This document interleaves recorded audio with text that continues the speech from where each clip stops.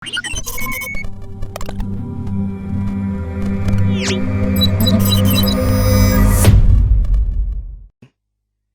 عليكم ورحمة الله وبركاته. dhammaan bahda ku xiran channelka mimirqan channel iyo kuwan ku xirneenba waxaad kusoo dhawaataan barnaamijkii sharxitaanka maadada fisikska ee fasalka form 4 ee manhajka cusub oo idinkaga imaanayo MK channel. soo gudbiyuhu waa Saad Mimirqan. fadlan haddii aad ku cusub tahay channelka inoo subscribe garee adigoo gujinaya gambaleelka, like commentigana waa inoo muhiim. mahadsanid. waxaan ku jirnay chapterkii labaad ee maadada fisikska la magac baxay wave. waxaynu ka soo qaadanay cashiro ka mid ah casharadiisii. cashirka koowaad ayaan kusoo aragnay wave-ka iyo taabisyadiisii. cashirka labaad ayaan kusoo qaadanay electromagnetic waves iyo waxyaabaha quseeya. videogan waxaynu kusoo gudbin doonaa lesson 3 oo aan uga hadli doono properties of waves. halka waxay noo dhimnaanaya tahay equation of waves. la socod wacan. waayahay haddii aan ku hormarno properties of waves, astaamaha uu leeyahay waveska. waveska astaamo badan ayuu leeyahay. so marka when waves travels in uniform media, they travel straight line. markii waveka uu ku safrayo uniform medium, they travel waxay ku safrayaan marka straight line, wada toosan ama line toosan. such wave can be waveka nooca oo kala ah wuxuu noqon doonaa marka mid noqod sameeya, qalooc sameeya, gadaalbaah sameeya, and can be undergo interference iyo labid ama isdhexgal sameeya ayuu noqonayaa marka waveka nooca oo kala ah. astaamaha ceenka ayuu lahaan doonaa any waves waxay quseeyaan. rectilinear propagation aan ku hormarno. rectilinear propagation waa properties ka mid ah waveka. waxaan leenahay marka the light travels with the light waves. tusaale ahaan markii aan hadda lightka aan kusoo dabaqayno hirarka lightka travels in straight line ayay ku safrayaan. ilaysku waa tii form 3 gaan kusoo arkaynay cutubkii koowaad rectilinear propagation of lightka markaan kaga hadlaynay. يعني waxaa lala jeeday it means taa macnaheedu waxay tahay marka that the wave travels in a straight line, in waveka uu markaasi uu ku safrayo marka lane ama straight lane toosan ayuu ku safraya. waa marka aan dhahayno rectilinear propagation of lightka ama rectilinear propagation waa qayb ka mid ah propertiesyada of waves ayuu ka mid yahay. reflection oo asigana noqonaya marka ilays noqod ama hir noqod ay noqonaysaa reflection, yani noqodka uu sameynayo. asigana waa astaan ka mid ah propertiesyada waveska. reflection waxaan leenahay marka is a bouncing off a wave from a period. waa noqodka waveka uu ka imaanayo meel uusan ka gudbi karin oo period ah ama derbi uusan gudbi karin. marka uu ku dhaco soo noqda ayaa waxaa u naqaanaa marka reflection ayaan u naqaanaa oo noqod ayaan u naqaanaa. waveka ceenka oo kalaha ee soo celiya meel uu ka gudbi karin ayaan waxaan u naqaanaa marka reflection ayaan u naqaanaa marka. okay, reflection and the direction of the wave changes. reflectionku direction waves wuu bedelmaya. masalan meeshaan ayaa derbi noqonaya haddii waveka uu ku dhaco reflectionka waveka saa u jeedid macnaa yani jiha ayuu leeyahay. so wuu soo celinaa markuu soo noqdana asin sidoo kale jiha la mid ah, laakiin jiha oo yani markaa ka duwan oo opposite la ah ayuu bouncing off uu ku sameynaa. marka taas aan dhahayna marka reflection of lightka directionkiisu changes wuu isbedelaya marka. okay, the nature reflection depends waxay ku tirsan tahay marka natureka dabciga reflectionka waxay ku tirsan tahay waa shape of the incident wave front. yani incident waveka shapeka uu kusoo dhacayo, incidentiga ama waveka soo dhacaya shapekiisa iyo meesha uu ku dhacayo shapekiisa. surfaceka uu ku dhacayana sidoo kale waa uu ku tirsan yahay marka laga hadlayo reflectionka. rectilinear propagation of light aan ka hadalnay oo aan ku sheegnay in lightku uu ku safrayo wada toosan, halka reflection aan dhahayno marka uu period uu ku dhaco uu soo noqdo ayaa waxaa u naqaanaa marka reflection ayaan u naqaanaa. weli propertieska ayaan ku guda jirnaa. refraction waxaan soo barnay hadda falaar noqodkii ama ilays noqodkii ama hir noqodkii. hadda hir qoloocsanka yani refraction markaan dhahayno waxaan leenahay marka refractionku is the change of velocity of the wave as it passes from one media to another. waa in velocity-gii la bedela xawaaraha marka uu ku socdo shayga oo wave-ka ku socday inuu bedelmo as it passes marka uu kusoo safraya ama uu kusoo gudbaya from one media to another media uu u gudbaya marka. refractionka ogsoonow wuxuu bedelayaa speedkii shayga uu ku socday ama wave-ka uu ku socday si la mid ah directionkii iyo hirbaaci laakiin but not the frequency of the wave laakiin ma bedelayo marka frequency-ha ma bedelayo marka waxaana refractionku wuxuu bedelayaa speedka ayuu bedelayaa directionka ayuu bedelayaa wavelength ayuu bedelayaa laakiin frequency-ha remains constant ama remains ayuu ku noqonaya marka waayahay diffraction gadaalbaaha asin waa mid ka mid ah properties of waves ka mid ah. So diffractionku is a spreading out of the wave when it goes round an obstacle or through a small opening.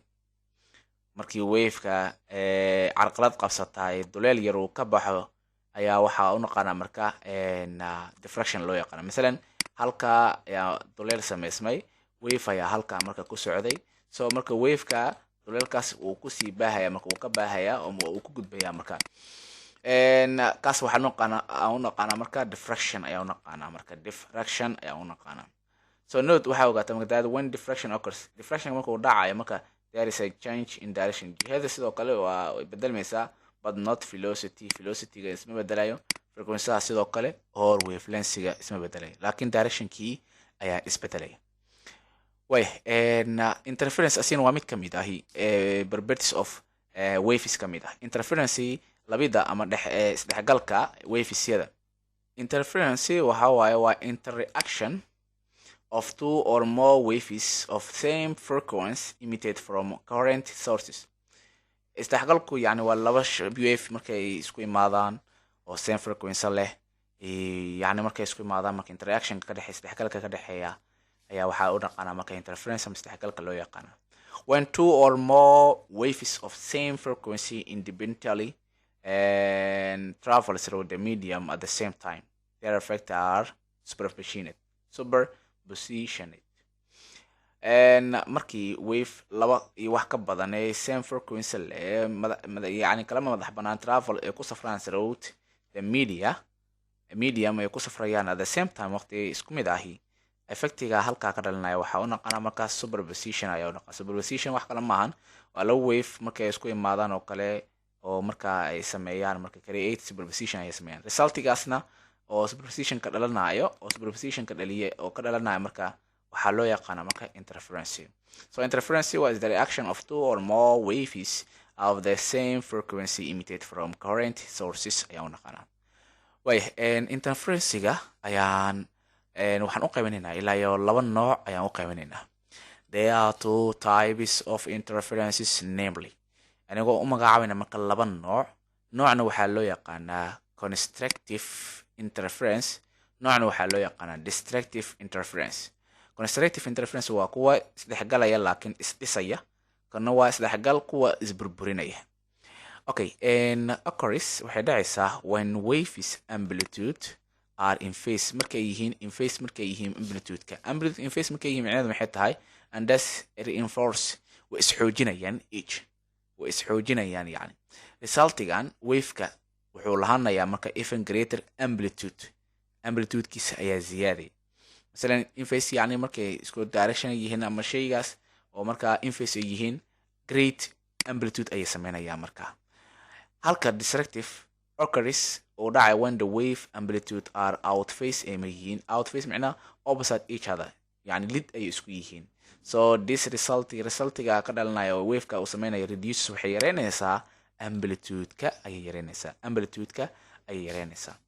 okay constructive tusaale ahaan waxaan ugu soo qaadan karnaa light-ka tusaale ahaan inay isdhisayaan iyo inay isburburinayaan. masalan nal cadaan ah ayaan qol ku dhex daarnay oo aan shidnay oo waadkiisu tusaale ahaan 5 watt ama uu yahay laakiin waa cadaan. haddana waxaan ku darnay nal kalo oo cadaan ah ayaan haddana isla qolkii ku daan qolka mugdi moo noqonaa no yani waa iftiinkiya ziyaadayay waa isdhiseen markaas loo yaqaan constructive waa isdhiseen interference-ga isdhexgalka labada nal ee kalawaadka ahaa waa isdhiseen yani oo hal ujeedo oo cadaan ah ay wada lahaayeen somayn dabcan so inface noocaasa loo yaqaana yaa kusoo haray distractive tusaale ahaan haddii aan hadda isla qolkii aan nalka cadaanka markaan ku darno waxaan ku korshidnay nal buluug ah ama gaduud ama kalar kale waxay sameeyaan marka kalar kale nooc kale ayay saarayaan marka oo hal oo nooc ahayn so marka waa isburburiyeen oo outface weeyaan way isburburinayaan marka distractive weeyaan xitaa soundiga marka laga hadlo jabaqda marka laga hadlo tusaale ahaan masaajidada oo kale masjidada tusaale ahaan hal mar oo markay wada adimayaan oo kale masjidkan frequencies intaanu leeyahay masjid kale frequency intaasoo leeyahay markay isla bilaawaan marka waxaa laga yaabaa oo isla bilaawaan inay outface noqdaan oo adan yani markaasi oo labadaba oo zaid loo fahmaynin inay markaa la maqlo ama qofka maqlaha ama receiverka uu maqlo kuwaas oo kale waxaa loo yaqaanaa distractive interference loo yaqaana waa waves oo isdhisayn isburburinaya ayaa loo yaqaanaa waaya superposition principle xeerka ama mabda superpositionka ogsanow when more than one wave is present haddii meesha uu taagan yahay ama uu jiro wave ka badan hal total oscillation of the point inta badan yani oo isku darka guud ama totalka guud ee oscillationka of any point wuxuu la mid yahay the sum of oscillation from each individual wave mid waliba isku darkiisa ama isku darka mid waliba waveka ee halka ka jira ayuu la mid yahay marka totalka yani haddii la wave ay ka jiraan labada wave isku darkooda ayuu wuxuu noqonayaa marka total oscillation of any point ama total oscillation ayuu noqonayaa so the sound wave and light wave iska oo aad aragto you experience it oo aad aragto are superposition weeyaan of thousands of waves with different frequency kaasoo leh marka frequency kala duwan iyo amplitude kala duwan ayuu leeyahay your eyes indhahaga and ears iyo dhegahagaba and brain iyo weliba maskaxda separate waxay kala saaranta waveska in order si ay u kala fahmaan marka ama si to recognize ay u fahmaan individual sounds and jabaqyada kala duwan koley markaan gaarno sounds waan kaga hadli doonaa waxaa jira wax loo yaqaano pitch aa jiro frequency aa jiro amplitude aa jiro ama intensity iyo wixii lamid ah and colorsyada hadda waan kala saari karnaa midkan jaalo waa guduud waa Allah has created for this for us ilaha noo abuur alxamdulilah way stationary wave ayaan rabnaa marka inaan kusoo gabagabeyno stationary wave maxaa la dhahaa stationary waveku occurs wuxuu dhacaa when two waves marka laba wave which are traveling in opposite direction kuwaasoo ku safraya marka opposite direction jiha kala duwan and which have lehna speed frequency same speed ay leeyihiin same frequency laakiin opposite direction weeyaan are superpositioned yani haddii mar laba wixii ka mid ah haddii isku imaadaan waves ahi superpositioned aa meesha ka dhalanaya the wave must also be approximately equal in amplitude-kana sidoo kale ugu yaraan qiyaas ahaantii inay isla ekaadaan qasab ah marka superposition of two such waves superpositionka waveska noocaas oo kala results in a point where displacement is always zero marka superpositionka noocaas oo kala ah waxaa jira marka bar ay displacementigu mar walba zero ay ku tahay bartaas maxaa loo yaqaanaa bartaas waxaa loo yaqaan nodes halkan weeyaan marka kana waa node kana sidoo kale waa node kana sidoo kale waa node kale kana sidoo kale waa node kale marka displacementiga mar walba bartaasi waxay ku tahay 0 0 0 ay ku tahay marka waxaa jirta marka midway nodeska waxaa u dhaxeeya mid u dhaxeeya jirto point u dhaxeysa oo displacementigu uu greater uu ku yahay at anyway marka uu kaga badan yahay greater uu ka yahay dhinacyada kale marka loo fiiriyo kaasna waxaa loo yaqaanaa marka antinode aa loo yaqaanaa waa qaybta marka antinode waa laba node kastaay kala barkooda midwaygooda ayaa waxaa loo yaqaanaa marka antinode aa loo yaqaanaa marka antinode iyo node ay kala yihiin nodeku waa halka displacementigu uu zero ku yahay antinodeku waa halka displacementigu uu greater uu ku yahay out anywhere uu kaga badan yahay waxaan filayaa inaa fahanteen node iyo antinode waayahay waxaan rabnaa marka string fixed at both end qaacidooyinka aad u badan yihiin laakiin anaga waxaan kusoo koobi doonaa qaacida guud qaacidada guud haddii aad fahanto qaacidooyinka kale adigaa sii samayn kara oo markii loo baahdo adigaaba isticmaali kara laakiin si guud ahaan qaacidadu waa inaad xifdisaa okay string fixed haddii mooladani ama xarigani uu labada dhinac uu ka xiran yahay horta marka hore hadda waxaan soo ogaanay note iyo antinoda soo ogaanay. sawirkan hadda waxaa ka muuqda qaybtan sare waxaa loo bixiyay wax loo yaqaan crest, qaybta hoose waxaa loo bixiyay trough. halka meesha ugu sareysa uu gaaray waa amplitude weeyaan. laba trough kasta fogaanta u dhaxaysa, ama si kale aan u dhahno laba crest kastaba fogaanta u dhaxaysa waxaa loo yaqaanaa lambda ayaa loo yaqaanaa, ama wavelength ayaa loo yaqaanaa. tuurta laba tuur kastaba waa wavelength ayaa loo yaqaanaa, joog ama fogaanta u dhaxaysa, ama laba sal kastaba fogaanta u dhaxaysa wavelength ayaa loo yaqaanaa. hadhow lacala tusaalahan sawiradan haddii imtixaanka kugu imaadaan oo kale oo bartaa lagu dhaho tilmaam magaco labadan dhirirkan magaco kana magaco waa inaad fahmi kartaa. tani waa amplitude-kii meesha ugu sareysa uu gaarayo wave-ka, halka waa tuurlaha weeyaan oo kristiga ah, halkani waa salka weeyaan oo trough ah. laba trough kastaba fogaanta u dhaxaysa waxaa loo yaqaanaa waa wavelength loo yaqaanaa. waayahay haddana waxaan rabnaa marka inta anagoo markaa isticmaalayna waxa loo yaqaano stringiga haddii labada dhinac laga xiro, labada dhinac hadduu ka xiran yahay oo fixed ka yahay, waxaan jiro marka wavelength meesha jiro, frequency jiraan doono. so frequency ugu horeeya ee la heli doono oo la helayo waxaa loo yaqaana hota fundamental loo yaqaana, bal waan gaari doonaa wavelength guud. wavelength tusaalahaan laba kristigan iyo kristigan fogaanta u dhaxaysa l waan dhahna samaan, dabcan l waan dhahna. taa macnaheedu waxay tahay marka in lendaha uu yahay marka waxa loo yaqaano ama lenda weeyaan aan dhahna. lenda labadana dhira u dhaxeeyo sidoo kale l ah, intana sidoo kale dhira u dhaxeeyo l ah. sida aweed marka lenda waxay la mid noqon marka laba laabka l ayaa la mid noqonaya. lenda waxay la mid tahay marka laba laabka ama laba lagu dhuftay l ay la mid noqonaysaa. marka yani hadda tusaalahaan fogaanta u dhaxaysa yani lamdaha koowaad, lamdaha labaad, lamdaha saddexaad saa ku heli lahaa marka qaacidadana kusoo koobayna. marka qaacidadan ayaa si guud ahaan ugu qaadanayna. intaa maxay u taagan tahay haddii aan rabo lamdaha koowaad meesha inta ah waxaan ku bedelinayaa 1 2 3 iyo wixii lamid ah ayaan ku bedelinayaa. haddii l aan rabana l qaacidadii labadan si iswadaal iskugu dhufan doonaa, kadib laba u qaybin doona oo ah n oo lagu dhuftay lenda sub n oo loo qaybiyey 2 ayay la mid tahay. lenda sub n oo loo qaybiyey 2 ayay la mid tahay. okay yani intaa waxay u taagan tahay marka 1 2 3 yani wave-ka koowaad maarta labaad saddexaad sidoo kale yani hadba waxay ku xiran tahay marka hormoonka aad haysato ama gariirka aad haysato ay ku xiran tahay marka inta gariir aad haysato. okay gariirka yani hormoonka koowaad ama gariirka koowaad ama frequency koowaad waxaa loo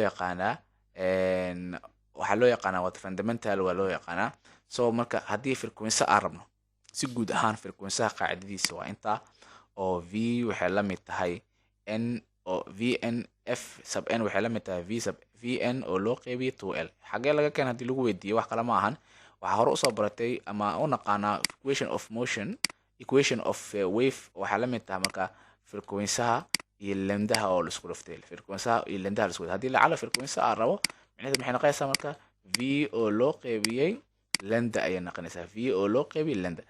lamdaha marka hadda maxaa haynaa marka 2l oo loo qeybiyey n. haddii aan ku bedelo marka frequency waxay la mid tahay marka v oo u qeybsa marka 2l oo loo qeybiyey n, 2l oo loo qeybiyey n. taa oo la mid ah marka frequency inay la mid tahay yani kan ku dhufsha u bedelina Soomaan ku dhufsha u bedelina labadan isku dhacayaan waa oo sareeyo noqonaa midaan oo ah waxay noqonaysaa v oo lagu dhuftay n oo loo qeybiyey marka 2l ayay noqonaysaa marka vn oo loo qeybiyey 2l qaabkaas lagu keenay.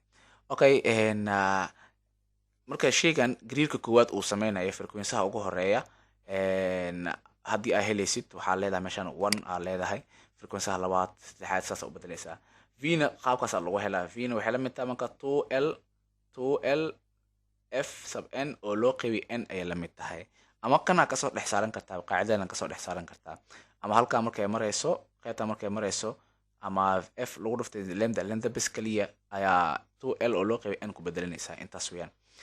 waxaan dhahay marka frequency ugu horeeya ee aan helayno waxaa loo yaqaanaa fundamental frequency ayaa loo yaqaanaa, waa f1 weeyaan frequency ugu horeeya. ama inaad dhahdo marka fast harmonic midda labaadna second harmonic ama first overtone aa loo yaqaan ama overtone. Fundamental frequency-ha waa frequency-ha koowaad. Ogow haddii aad hesho oo tusaale ahaan qaacidaas aad kusoo hesho frequency koowaad, haddii aad hesho frequency koowaad aad hesho something aad hesho tusaale ahaan frequency-ha labaad tusaale ahaan waxay la mid noqonaysaa frequency-ha labaad wuxuu la mid noqonaa adoo ku dhufatay labo oo ku dhufatay frequency-ha koowaad. haddii lacala frequency-ha saddexaad aad raadinaysid frequency-ha saddexaad waxay la mid noqonaysaa marka saddex oo lagu dhuftay marka frequency-ha koowaad. qaacida meesha aan ka samayn karna waxay noqonaysaa marka f sub n waxay la mid tahay marka n oo ku dhacsan marka f sub 1 ayay ku dhacsan tahay. qaacidadaasna halkaa way ka samaysaa markii oo aad raadinaysid marka frequency-hay. way haddii stringi fixed at one end hadduu yahay marka qaacidad hadda laba loo qaybinayo, laakiin hadda waxay noqonaysaa meesha labada ahayd bis keliya afar ka dhigaysaa. waa qaacidooyinkii hadda aad soo fahanto oo kale. laakiin inta hadda waxaan la mid noqaa marka 1 3 5 yani qaabkiisa ayuu u soconaya. kii horena wuxuu ahaa ase yani whole yani wuxuu ku socday natural number oo kale ayuu ku socday 1 2 3 4 5 wixii la mid ahay. sidoo kale frequency-ha waxaad ku helaysaa marka vn oo loo qeybiyo 4l ayaa ku helaysaa, halka v ama velocity-gan uu la mid yahay 4l f sub n oo loo qeybiyo marka n ayay la mid noqonaysaa. way example-ka balan fiirino oo ugu horeeya 2.1 waxaa lagu dhahay suppose kaba soo qaad stringiga ayaa dhirkiisu yahay 1.2 oo mitir ah long dhir ahaan. wuu gariiray first harmonic, second, third harmonic, standard wave pattern. Determine waxaad marka go'aamisaa marka wave length-ga of each of three patterns. mid waliba ay ka tirsan yani wave-ka harmoniga dhacay ayaa waxaan raadin doonaa marka wave length-giisa. okay saddex harmoniga dhacay oo waa 1 2 3 ah.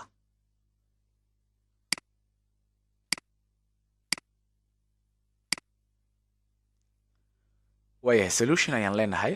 waxaan haysanaa guud ahaan lengthka of stringi ayaan haysanaa. qaacidan ayaan adeegsan doonaa maadaama aad two fixed yahay ama end fixed uu yahay. okay saddexda harmonic ama saddexda gariir uu sameeyey waxaan samayn doonaa marka mid walba gooni aan raadina. haddii kan 1 aan rabno 2 aan rabno si la mid ahay.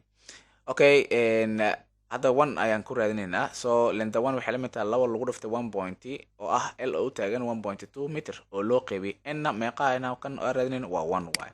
markaas ku dhafan guud ahaan waxaa noo soo baxaysa 2.4 oo meter ah.